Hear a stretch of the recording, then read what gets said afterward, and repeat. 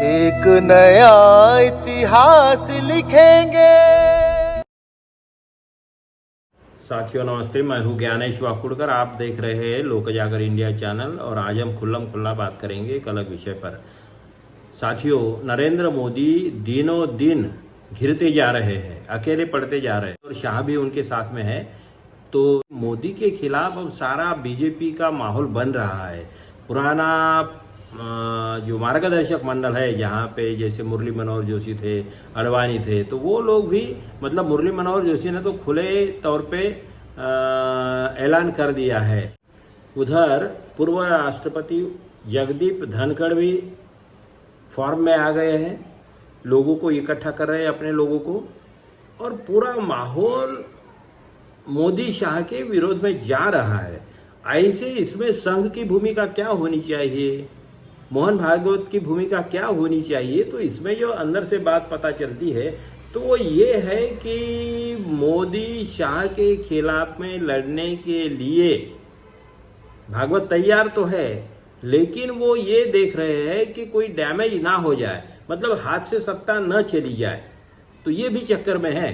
तो ऐसे चक्कर में एक बात ये है कि जैसे वो संजय जोशी को पार्टी का अध्यक्ष बनाने पर अड़े हुए हैं, इस टाइप की बातें या खबरें आपने सुनी होगी, लेकिन फिर मोदी की तरफ से उनको मंत्रिमंडल में लेने का या कोई संगठन महासचिव बनाने का प्रस्ताव वगैरह आ गया है।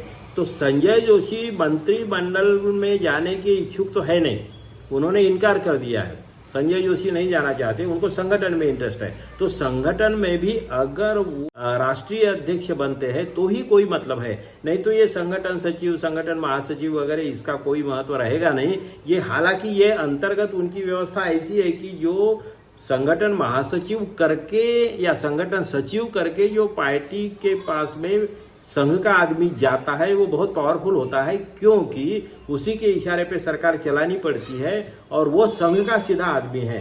संघ का आदमी डेपुटेशन पे उनके पास में होता है, उसको चाहे पॉलिटिक्स में कुछ समझे या ना समझे, उनको पॉलिटिकल अनुभव हो या ना हो, इससे कोई लेना देना नहीं है। तो ये अपना आदमी भेजता है संघ, ये उनकी अंतर्गत व्यवस्था है, इस मामले में अपन कुछ बोल नहीं सकते। लेकिन इसके नतीजे पहले बहुत अच्छे थे, क्योंकि तब संघ का पूरा कंट्रोल था।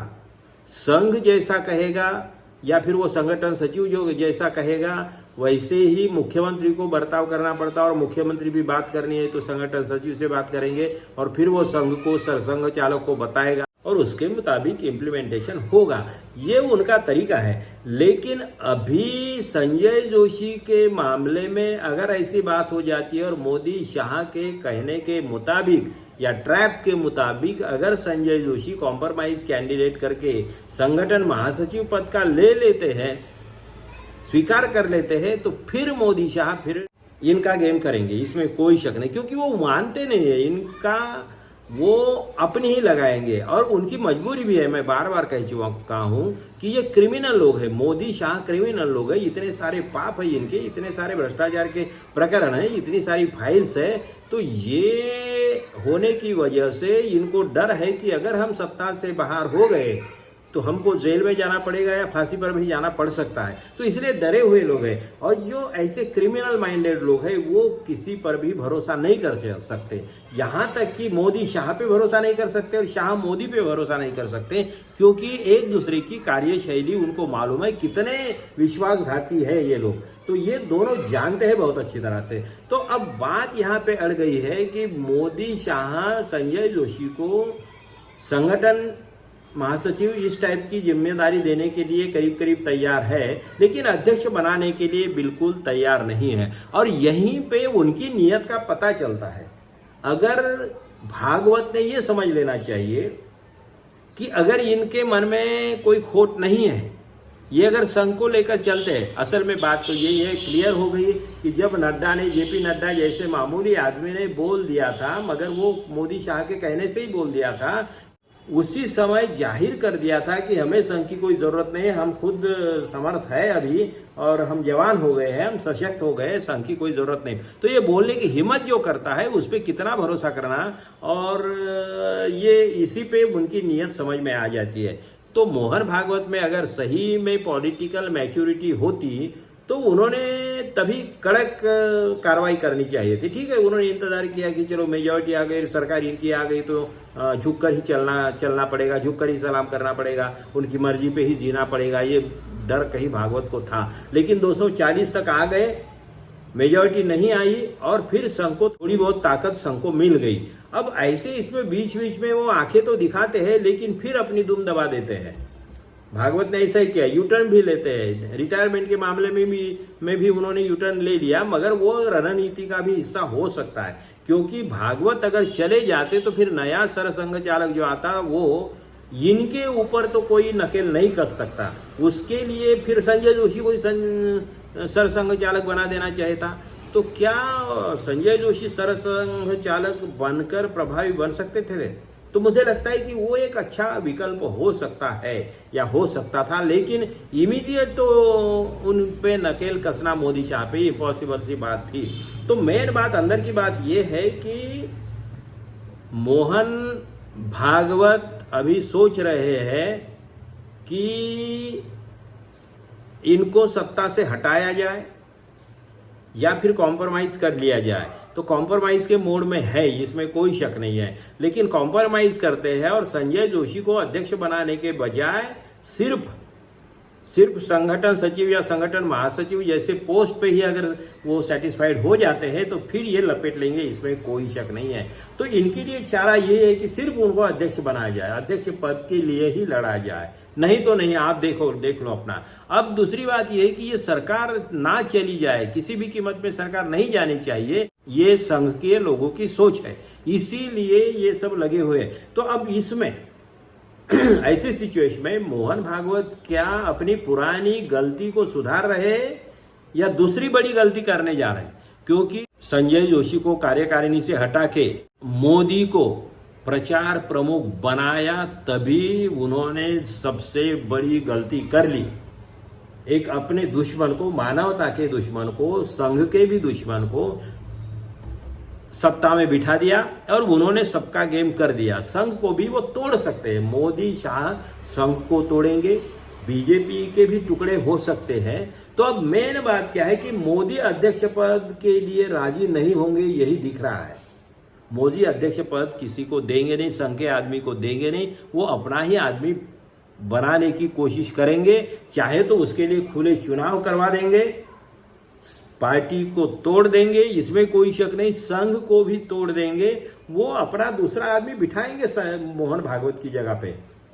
लेकिन इंतजार कब तक है?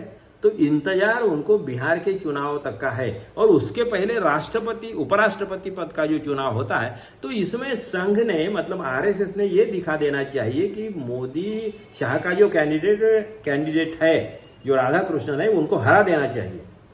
अगर ये नागपुर लॉबी, मतलब गडकरी, फडणवीस, जोशी और मोहन भागवत, ये चारों लोग पहले इकट्ठा हो जाते हैं और चाहे कुछ भी हो जाए, किसी भी कीमत में भारतीय जनता पार्टी का अध्यक्ष पद मोदी के आदमी के हाथ में नहीं जाएगा, ये सबसे पहले उन्होंने तय करना चाहिए। एक बात। दूसरी बात, उपराष्ट्रपति पद के चुनाव में मोदी के आदमी को हरा देना चाहिए, ये दूसरी बात। ये दो चीजें अगर करते हैं तो फिर दबाव आएगा मोदी पे और कुछ भी हो जाए मगर मोदी शाह को हटना ही पड़ेगा, मोदी को रिजाइन करना ही पड़ेगा, ये स्टैंड लेना चाहिए। ये स्टैंड अगर लेते हैं तो सत्ता का क्या होता है? सत्ता नहीं जाएगी, सत्ता तो जाएगी नहीं, क्योंकि बीजेपी वाले भी ऐसे ये नहीं करेंगे, हिम्मत नहीं करेंगे, क्योंकि ये लड़ने वाली कौम नहीं है। अपने को लगता है ना कई लोगों को कि देखो बीजेपी वाले बंडखोरी नहीं करते, बीजेपी वाले पार्टी से गद्दारी नहीं करते। नागपुर वाली 4 लोगों की लॉबी जो है, महाराष्ट्रियन लॉबी, इन्हीं के भरोसे पे मोदी शाह की लड़ाई अब टिकी हुई है।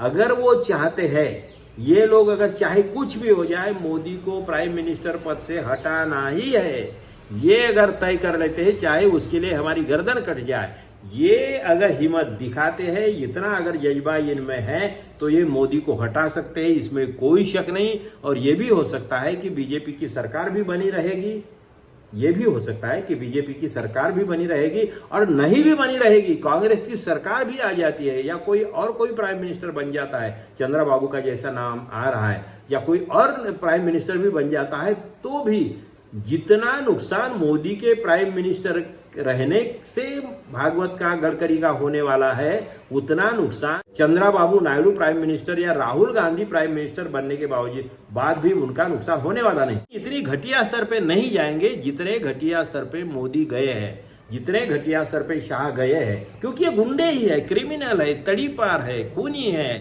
मानवता की दुश्मन है। ये खुलकर बोलना जरूरी है, क्यों? तो हमें देखना है क्या भागवत अपनी पुरानी गलती को सुधारते हैं जो उन्होंने 13 में 12 में की थी, या फिर दूसरी गलती फिर से करते हैं कि राष्ट्रीय अध्यक्ष बनाने के मामले में कॉम्प्रोमाइज कर लेंगे, मोदी जी को प्राइम मिनिस्टर रहने देंगे, बने रहने देंगे, तो फिर इनका अंत बिल्कुल फिर नजदीक आ जाएगा। भागवत को भी तोड़ दिया जाएगा, गडकरी को भी तोड़ दिया जाएगा, संजय जोशी को भी फिर से तोड़ दिया जाएगा, इसमें कोई शक नहीं। लेकिन संजय जोशी लड़ लेंगे क्योंकि वे जमीन के आदमी है, बाकी लोगों में ताकत नहीं है, ना गडकरी में ताकत है, क्योंकि उनके बेटों के भी कई करप्शन के मामले सामने आ जाएंगे, उनके बेटों को जेल में डाल दिया जाएगा, और इस डर से गडकरी को भी जेल में डाल दिया जा सकता है, और इस डर से गडकरी चुप रहेंगे, भागवत चुप रहेंगे, फडणवीस भी चुप रहेंगे। सिर्फ अकेला आदमी संजय जोशी हो सकता है जो इस लॉबी से लड़ेगा। तो देखते हैं आने वाले समय में क्या क्या होता है। तब तक आप देखते रहिए लोक जागर इंडिया चैनल, लाइक करिए, शेयर करिए, सब्सक्राइब करिए। धन्यवाद। आने वाला कल है, यही मेरे देश का कल है। एक नया इतिहास लिखेंगे।